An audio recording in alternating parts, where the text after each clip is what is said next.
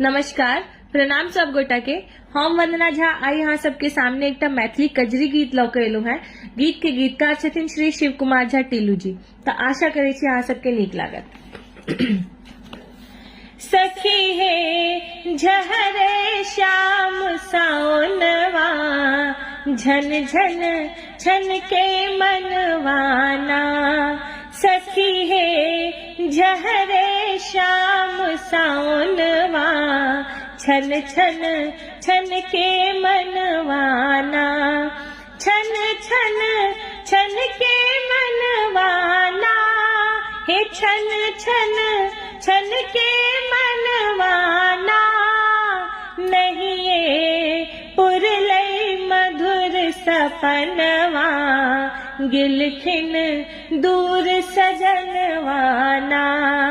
नहीं ये पुरलई मधुर सपनवा, गिलखिन दूर सजनवाना।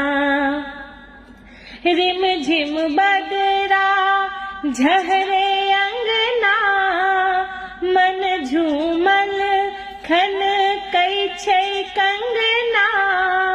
संग ने पहुनवाना, सखी है संग ने पहुनवाना। उमर रहल छै प्रेमक सरिता, आओ मोहनवाना। सखी है झहरे श्याम साओनवा, छन छन छन के मनवाना। सखी है झहरे श्याम साओनवा, छन छन छन के मनवाना। झिहिर झिहिर झहरै छै बुनिया, झिहिर झिहिर झहरै छै बुनिया। लागिन सजना रात में नीनिया, थाकल बदनवाना। हे सजना थाकल बदनवाना। आसल ताके पात डोलै छी, टूट सपनवाना।